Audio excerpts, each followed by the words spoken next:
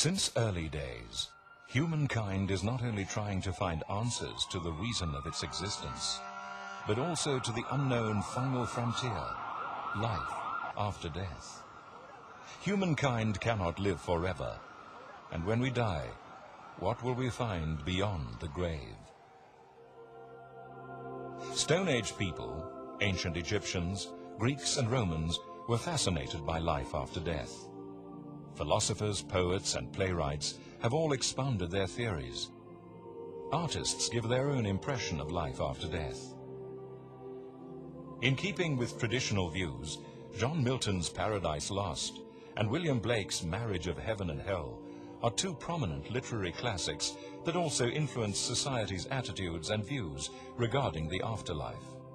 Arguably the most influential work, though, was Dante Alighieri's Divine Comedy, the three-part poetry epic which journeyed through Inferno, Purgatorio and Paradiso, or Hell, Purgatory and Heaven. Towards the end of the 20th century, a phenomenon arose in which people reported near-death experiences, otherwise known as NDEs, in which they encountered some form of afterlife reality. Modern medicine began referring to these occurrences as the Lazarus phenomenon, after the biblical character that was revived by Jesus 4 days after his supposed death. This phenomenon of NDEs, in which revised patients report an extension of consciousness beyond clinical death, has been documented for centuries. Cool my tongue. I'm in agony in this fire. Shafts of radiance came out from the central core. It was like a white fire. Phenomenal radiance in the central core. From that, I watched this brilliant light piercing out. I thought even the stars in the universe, even the constellations, must find their energy source from this focal point. What is that light? Words appeared in front of my eyes. God is light, and in him there is no darkness at all. I wonder if I could just see his face. I'll know who God is. As I got within a few feet of his presence, I began to place my face into the light. And then, as I'm going down into this, I begin to look into the flames. And I begin to see people.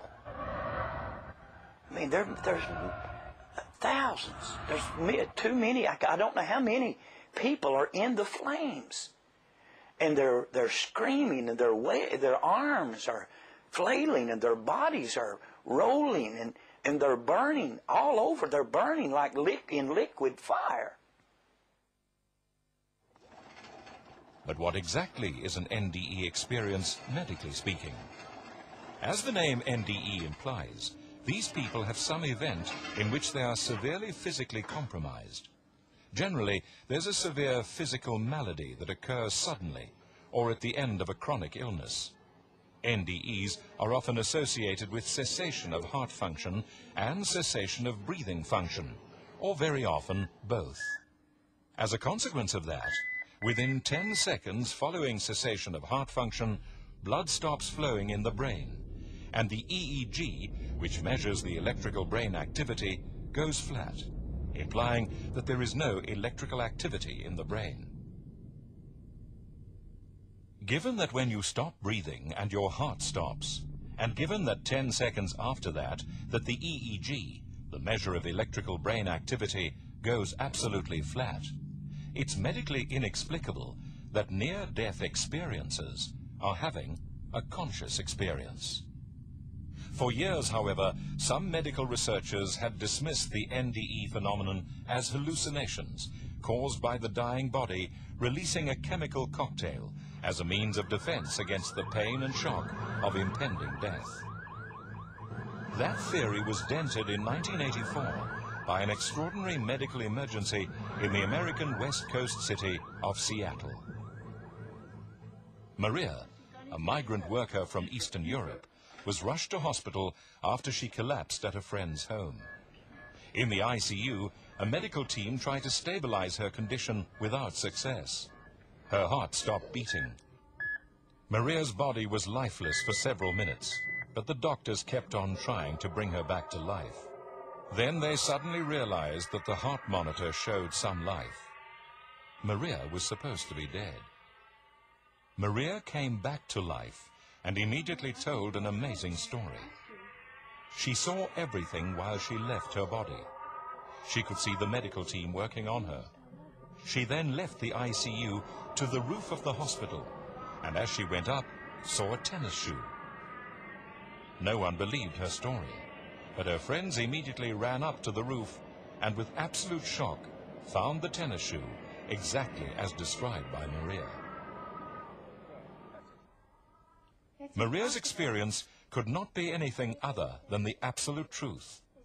If the out-of-body experience was purely a mental aberration, how could she have seen a physical reality that could later be verified?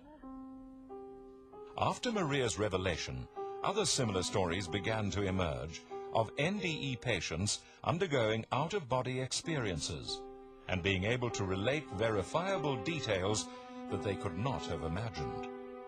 Can we still say NDEs are hallucinations? I think in terms, yes, certainly in terms of the consistency of the testimonies in near-death experiences, it suggests that the experience is a reality which is not purely the product of brain chemicals, because, I mean, we know from studies of the effects of drugs ordinarily that if you give one person a drug and then give the same drug to another person, they'll have two completely different experiences. There might be broad similarities, but not the level of consistency you find with a near-death experience. No, there's no person can dispute whether these experiences are the normal functioning of the brain at the point of death, or rather represent some sort of chaotic hallucinatory activity. Remember, hallucinations involve the perception of something that isn't real. So when we die, we're alert, we're conscious, we're aware of this reality, so certainly people having near-death experiences accurately describe what's happening in this reality. But the key element of the near-death experience is that we perceive, I say we, as all of us are going to have this experience, we perceive another reality superimposed over this one. If NDEs are not hallucinations, is heaven and hellish experience reality? I think in terms of whether the places visited in near-death experiences, either heavenly or in terms of a hellish type experience, are real, is something that's beyond proof. Ultimately, one would have to die in order to determine whether there was a genuine heaven or a genuine hell. But what's very clear from a psychological perspective is that the intensity of the experience is lived as real whilst the person's having it. So for these people, whether or not there really ends up actually being a heaven or a hell, they feel the experience is real for them at that moment in time. There's certainly no way we can deduce or prove that if someone sees an afterlife and it's heavenly, that heaven exists, because you'd have to die in order to really truly find that out. When we die, we take that heaven and hell with us, and we fit where we belong. We die the life we live. Near-death experiences don't make a sinner into a saint, necessarily, but doesn't change much, but you become more aware. And a serial killer, when they die, would become more aware of how much of us, punishment they inflicted on others. Yeah. And that's that condition.